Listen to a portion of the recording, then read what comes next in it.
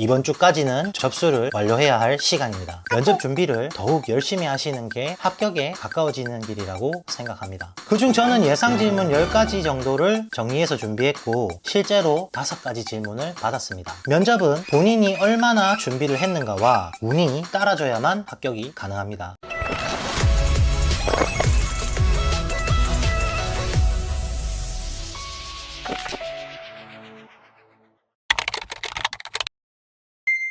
안녕하세요. 유튜브로 농사짓는 콘타디노입니다. 이제 서류 접수 관련해서 일주일 정도의 시간이 남았습니다. 아직까지 고민 중이시라면 이번 주까지는 마무리를 하고 접수를 완료해야 할 시간입니다. 제가 경험한 것과 주변의 이야기를 나눠보고 정리해보면 접수 성향은 크게 2가지로 구분이 되는 것 같습니다. 첫 번째는 본인이 정해놓은 거점에 지원서를 제출하는 일반형입니다. 보통 이런 경우 서류의 완성도를 높이기 위해 수정을 여러 차례 진행하는 경우가 많습니다. 이런 잦은 수정은 제출 전까지 계속 스트레스에 시달리기도 하고 마감기한을 놓치기도 합니다. 일주일이 남은 현재 시점에서 무조건 접수를 하고 보는 것이 좋습니다. 접수 후에도 마감기한 아니라면 수정은 얼마든지 가능하기 때문에 천천히 하셔도 됩니다. 열심히 준비한 서류를 마감날에 많은 지원자가 몰려 서류 등록을 하지 못한 분들이 해마다 종종 나오시니까요. 두 번째는 경쟁률을 지켜보다가 낮은 거점에 지원하는 전략형입니다. 주로 경남과 전남이 타겟이 되는 경향이 있는데 두 거점이 지원율이 떨어지는 것은 지리적 특성이라고 이해하시면 됩니다. 경북과 전북은 수도권, 충청권, 강원권에서 지원을 많이 하기 때문에 경쟁률이 높을 수밖에 없습니다. 일반적으로 본인 거주지와 가까운 곳을 선호하기 마련이니까요. 그에 비해 경남과 전남은 다른 곳에 비해 지원자가 도내 인원으로 구성되기 때문에 조금 더 유리할 수 있는 상황인 거죠. 현재 영상 촬영을 하고 있는 시점에서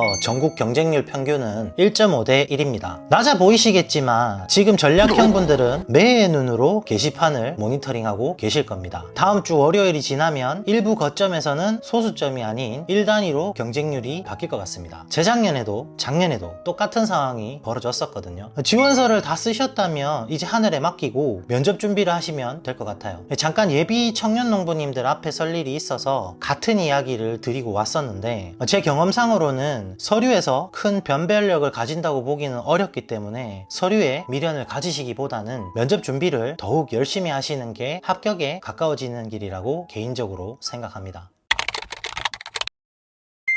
본격적인 면접 준비에 앞서 면접 평가 기준을 한번 살펴보도록 하죠. 청년 창업농 선발 준비에도 저는 동일하게 준비했지만 일단 배점부터 확인합니다. 농업에 대한 자세, 영농 정착 가능성, 이 부분의 배점만 85점입니다. 조금만 우리가 감독관이 돼보면 뭘 의도하려는지 살짝 들여다볼 수 있습니다. 물론 전체 준비는 하지만 어디에 더 정성을 쏟아야 할지 힌트를 살짝 흘리고 있죠. 평가 항목에 대한 어느 정도 감이 오셨다면 키워드를 찾아낼 수 있습니다. 중복되는 단어들 위주로 자세히 보시면 목표, 영농, 창업, 동기, 구체성, 계획, 성장성, 가능성, 이런 키워드들이 눈에 들어올 겁니다. 잘 메모해 두셨다가 예상 질문에 대한 답을 작성할 때 활용하도록 합니다. 의외로 면접 의상에 대해 고민하시는 분들이 상당히 많으신데요. 남자분들의 경우 90%는 정장을 착용하고 오셨습니다. 물론 저는 그냥 일반 복장으로 깔끔하게 입고 갔습니다. 여자분들의 경우 스타일이 조금 돋보이는 분도 있었지만 50% 정도는 정장을 착용하셨던 것으로 기억합니다. 꼭 정장일 필요는 없지만 공직사회가 연관된 만큼 최대한 깔끔한 복장을 착용하시기를 권장합니다. 선택장애가 오거나 잘 모르시겠다면 정장 스타일로 입고 가시는 것이 제일 무난할 것 같습니다. 박스티, 청바지, 추리닝, 샌들, 이 중에 생각하고 계신 것이 있지는 않겠죠? 예상 질문을 조금만 검색해 보시면 모아서 취합할 수 있을 정도로 인터넷에 많이 공개되어 있습니다. 그중 저는 예상 질문 10가지 정도를 정리해서 준비했고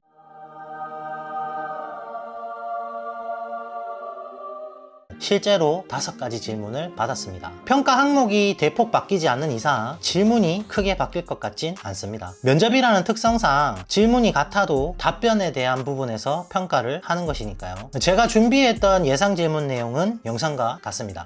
그리고 빨간색으로 표시된 부분은 제가 면접에서 질문을 받았던 내용입니다. 질문 받은 내용에 대한 답변을 한 가지 예시로 설명을 드리면 스마트팜에 대해 어떻게 생각하는지 광범위한 질문을 주셨습니다. 조금 당황스러웠지만 준비했던 대로 답변을 드렸습니다.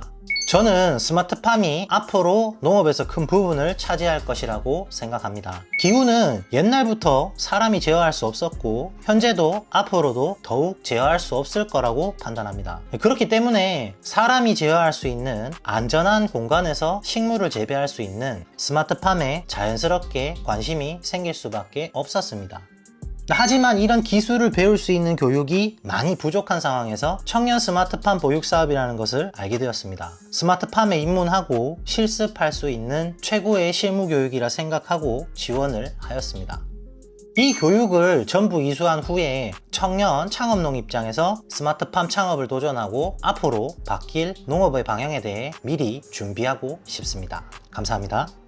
저는 이렇게 답변에 뽑은 키워드와 연관지어 준비했고 반복적으로 녹음하고 문장을 고쳐가면서 준비했습니다. 답변을 작성하고 외우시기만 해서는 면접 준비가 되지 않습니다. 스마트폰을 켜시고 준비한 답변을 녹음해보세요. 다른 사람에게 들려주지 않으셔도 됩니다. 본인이 들어보면서 수정하는 작업을 반복해보세요. 글로 쓰는 것과 입으로 말하는 것은 분명히 많이 다릅니다.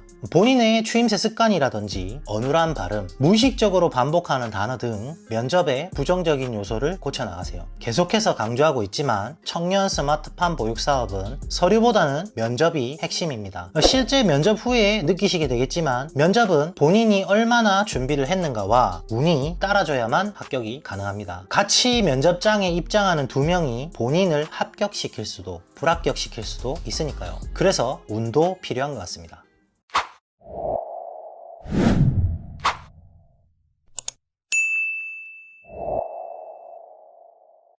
보육사업을 수료한 후에 온실을 3년간 임대받아 본인의 스마트팜 운영으로 소득을 만들어내는 지원사업이 교육생들 사이에 많은 인기를 끌고 있는 중입니다. 인구 유입에 혈안이 된 전국 각 지자체에서는 서둘러 임대형 스마트팜을 보급하려 부랴부랴 짓고 있는 중이고요. 다만 우선적으로 주어지는 자격은 보육사업의 20개월 수료입니다. 긴 기간이라는 교육이 흠이긴 하지만 교육기간 내에 본인의 농장을 실제로 운영해 볼 수 있다는 점에서 최고의 직업교육이 아닐까 다시 한번 생각이 듭니다. 오늘 영상으로 청년 스마트팜 보육사업의 서포트는 마무리가 될 것 같아요. 개인적으로 나이 제한은 정말 아쉬운 부분입니다. 이 나이 제한만 아니라면 이 좋은 교육 과정을 많은 분들이 누릴 수 있을 텐데 말이죠. 청년을 정해진 나이로 구분하는 것보다 현재 시대에 맞게 사회적 나이를 다시 한번 의논해 볼 때가 되지 않았나 하는 생각을 마지막으로 오늘 영상을 마치겠습니다. 지금까지 유튜브로 농사짓는 콘타디노였습니다. 긴 영상 시청해 주셔서 감사합니다.